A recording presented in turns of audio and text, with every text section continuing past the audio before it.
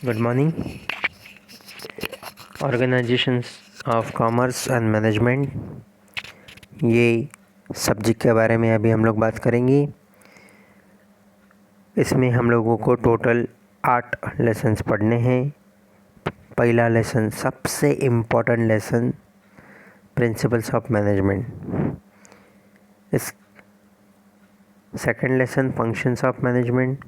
Third one, entrepreneurship development. Fourth, business service. Lesson number 5, emerging mode of business. Number 6, social responsibility of business. Number 7, consumer protection. Number 7, marketing. तो चलो आज हम लोग पहला lesson पढ़ना चालू करते हैं। आते हैं पहले लेसन के ऊपर। Lesson number 1, principles of management. थोड़ा सा इंट्रोडक्शन दे देता हूँ। Dear friends, in 11th standard we have studied that the management is everywhere. In every types of business organization, non-business organization, and even in social life. Management is required. Management is a key of success in achievement of goal. हम लोगों ने जैसे 11वीं में पढ़ाई चालू की, तभी हम लोग ने ऑलरेडी ये सब पढ़ा था कि हमारा मैनेजमेंट सब जगह पर हमको दिखाई देता है। सब जगह पर कोई भी बिज़नेस होने दो, बिज़नेस ऑर्गेनाइजेशन होने दो, नॉन बिज़नेस ऑर्गेनाइजेशंस होने दो, या फिर हमारा सोशल लाइफ होने दो, मैनेजमेंट हर जगह पे ज़रूरी होता है। विदाउट मैनेजमेंट हम लोग कभी भी कोई भी गोल अचीव नहीं कर सकते हैं। कोई भी काम करने के टाइम पर आप वहाँ पर मैनेजमेंट करते हो, यानी मैनेज करते हो, तभी जाके तुम उसको अचीव करते हो। तो ये था इंट्रोडक्शन। सेकंड है meaning. While achieving the goal of individual और an organisation, it is always important to use the different system और techniques. Some of these techniques are accepted universally, hence they are called as principles.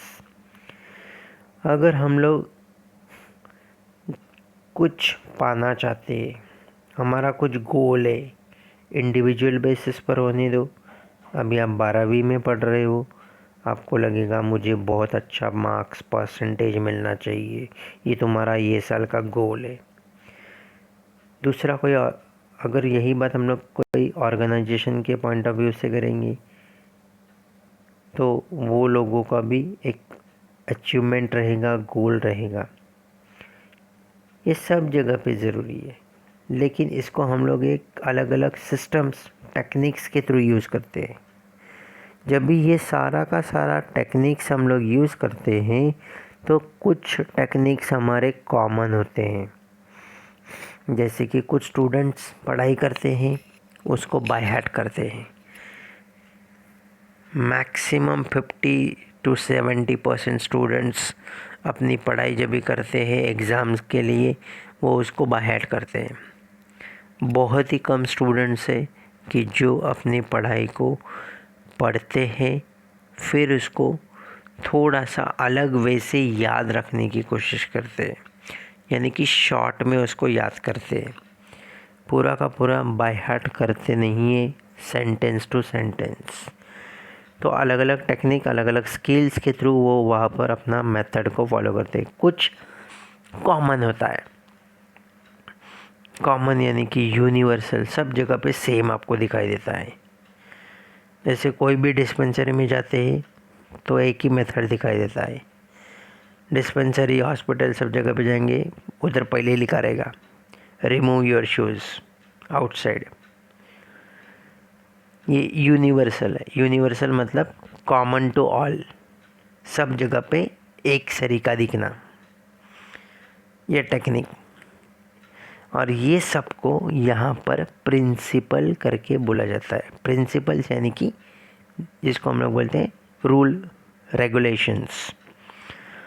ये था meaning. Definition. Principles is defined as a fundamental truth and position that serve as a foundation for the system of belief, behavior, or for a chain of reasoning. Principle एक हमारा fundamental है या फिर एक सच्चाई है जो हम लोगों को अलग अलग फाउंडेशन यानी कि एक प्रॉपर फाउंडेशन के थ्रू दी गई है। अगर हम लोग इसको फॉलो करेंगे तो हम लोग एक प्रॉपर चेन सिस्टम में सब के सब फॉलो होते हुए वहाँ पर दिख सकते हैं। Nature of principle of management. Management principle are form to guide and influence the behaviour of employees.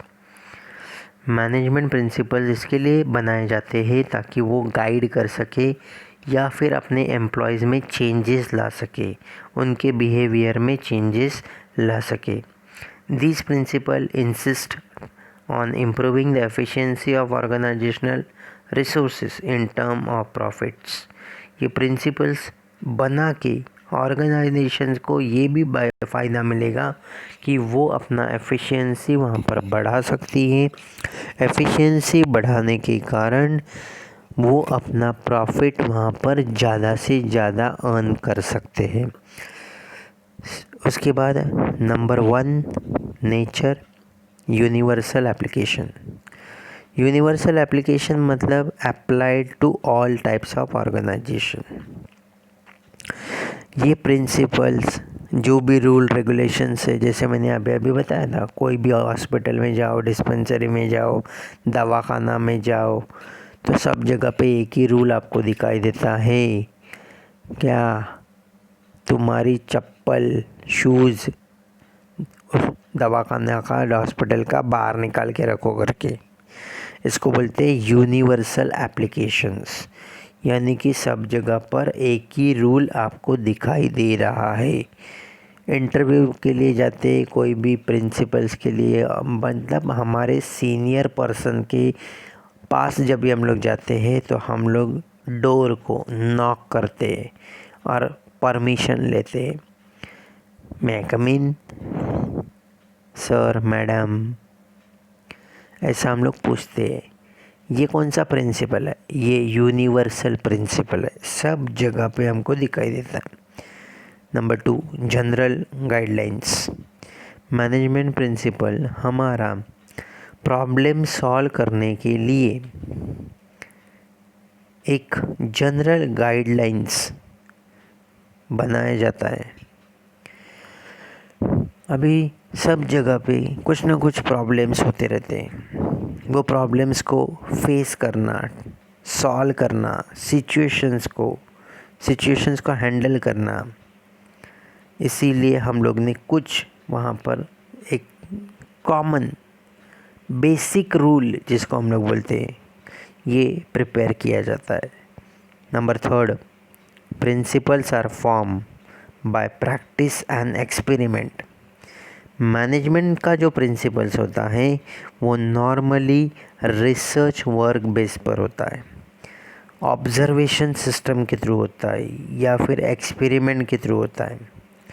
वो प्रिंसिपल डायरेक्टली कभी भी फॉर्म नहीं होते हैं, वो उसके ऊपर बहुत ज़्यादा हम लोग ने रिसर्च किया हुआ रहता है कि क्या बाबा हम लोग ये प्रिंसिपल अगर बनाएंगे या रूल रेगुलेशन बनाएंगे तो क्या हम लोगों को इसका बेनिफिट होगा, पॉजिटिव इफ़ेक्ट क्या रहेगा, नेगेटिव इफ़ेक्ट क्या रहेगा, ये सब लोग फॉलो करेंगे क्या, इसमें से कितने लोग फॉलो करेंगे, कितने लोग इसको तोड़ के ही निकल जाएंगे। जैसे कि हम लोग देखते हैं ट्रैफिक में हम लोग जब भी चलते हैं हेलमेट पहनना ज़रूरी है। हेलमेट पहनना क्यों ज़रूरी है? अगर तुम्हारा एक्सीडेंट हो गया तो तुम्हारा सर बचना चाहिए। सिग्नल आएगा तो हम लोग ट्रैफिक पे रुकना चाहिए, लेकिन कुछ होते वो सिग्नल बंद होने वाला है, वो बंद हो जाएगा, फिर भी वो कुछ सेकंड्स के लिए वहाँ पर फटक से पास हो जाते हैं दूसरा ट्रैफिक चालू होने के टाइम पर।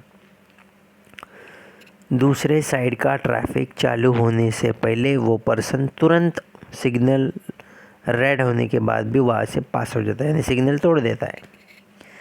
तो ऐसे कुछ प्रिंसिपल्स, मतलब ये मैनेजमेंट प्रिंसिपल्स बनाने के पहले उसको रिसर्च बेस किया जाता है, कुछ ऑब्जर्वेशंस के थ्रू प्रिपेयर किए जाते हैं, ठीक है, ताकि ये सब जन बराबर फॉलो करेंगे या नहीं करेंगे। Number 4, flexibility. मैनेजमेंट का जो प्रिंसिपल है वो फ्लेक्सिबल इन नेचर होना चाहिए। फ्लेक्सिबल इन नेचर मतलब कि भाई जब भी हमको चाहिए तो हम लोग उसको आसानी से चेंज कर सकते हैं, मॉडिफाई कर सकते हैं। मतलब सिचुएशन के हिसाब से हम लोग उसमें बदलाव ला सकते हैं, इसके लिए उसको फ्लेक्सिबल बोला जाता है, इसके लिए उसको बोलते हैं flexibility. Number 5, behavioural in nature. Management एक ग्रुप एक्टिविटी है। कोई भी तुमको गोल अचीव करना है, हमारे घर पे फंक्शन है, पूजा रखा है, घर के सारे लोग काम करते हैं उसके लिए। घर के सारे लोग जब एक साथ मिलकर काम करेंगे तो उसको बोला जाता है ग्रुप एक्टिविटी। इसीलिए मैनेजमेंट भी हमारा एक ग्रुप एक्टिविटी है, जो हम लोग हमारा गोल को आसानी से अचीव करने के लिए प्रॉपर प्रिंसिपल्स और कंट्रोल के थ्रू हमारा ऑब्जेक्ट, हमारा गोल फुलफिल या अचीव करने में यूज़ करते। Number 6, cause and effect of relationship. Principles of management ये हमेशा एक डिसीजन लेने के टाइम पर यूज़ किया जाता है।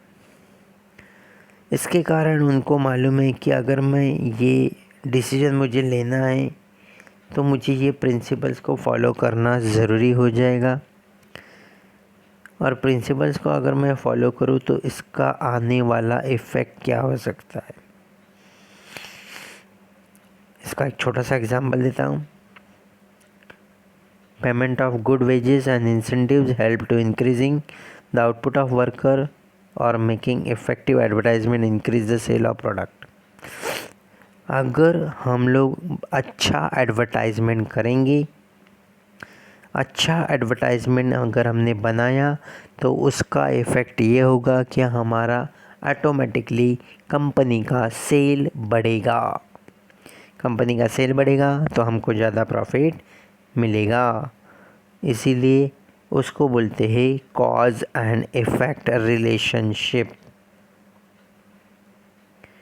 Number 7, all principles are equal importance. सारे के सारे प्रिंसिपल्स को एक ही इम्पोर्टेंस देना ज़रूरी होता है, क्योंकि कोई भी प्रिंसिपल्स छोटा बड़ा ऐसा होता ही नहीं। हर प्रिंसिपल्स अपने अपने हिसाब से एक ही अपना अपना गोल अचीवमेंट करने के लिए या फिर बेस्ट रिज़ल्ट देने के लिए हम लोग वहाँ पर यूज़ करते रहते हैं। इसीलिए उसको सबको इक्वल इम्पोर्टेंस देना चाहिए हम लोगों ने। Thank you.